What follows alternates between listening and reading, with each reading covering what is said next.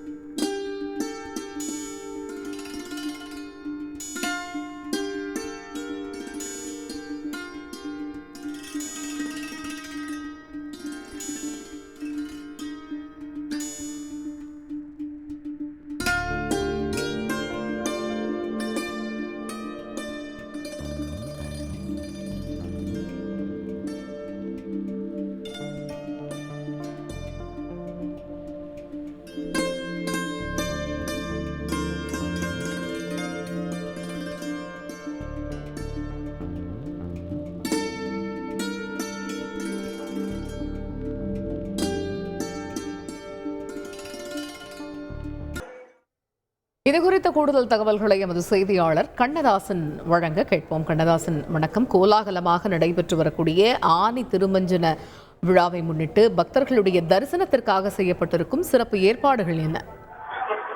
வணக்கம். சிதம்பரம் நடராஜர் கோவில் ஆனி திருமஞ்சன உற்சவ விழா கடந்த 3ஆம் தேதி தொடங்கியது. முக்கிய விழாவான தேரோட்டம் நேற்று நடைபெற்றது. பின்னர் இரவு ஆயிரங்கால் மண்டபத்தில் நடராஜ மூர்த்திக்கும் சிவகாம சுந்தரி அம்பாளுக்கும் ஏககால லட்சார்ச்சனை நடைபெற்றது. இன்று அதிகாலை சூரிய உதயத்துக்கு முன்பு ஆயிரங்கால் மண்டபம் முகத்தில் நடராஜ மூர்த்திக்கும் சிவகாம சுந்தரி அம்பாளுக்கும் மகா அபிஷேகம் நடைபெற்றது.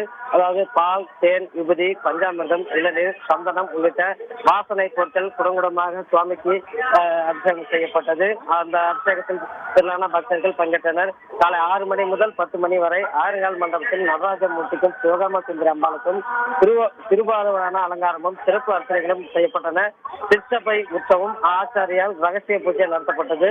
தற்போது பஞ்சமூர்த்திகள் 4 மாட வீதிகளில் வீதி உலா வந்த நிலையில் ஆயிரங்கால் மண்டபத்தில் எழுந்திருந்த நடராஜ மூர்த்தியும் சிவகாம சுந்தரி அம்பாளும் நடன பந்தலில் முன்னும் பின்னும் 3 முறை சென்று நடனமாடி ஆனி திருமஞ்சன தரிசன காட்சியளித்தார். பின்னர் சிற்றப்பா பிரவேசம் நடைபெற்றது. தரிசன காட்சியை ஆயிரக்கணக்கான பக்தர்கள் சென்று தரிசனம் செய்தனர். அதனைத் தொடர்ந்து நாளை 15ஆம் தேதி சனிக்கிழமை பஞ்சமூர்த்தி முத்துப்பல்லாக்கு வீதியுள்ளாரும் உற்சவம் முடிவடைகிறது.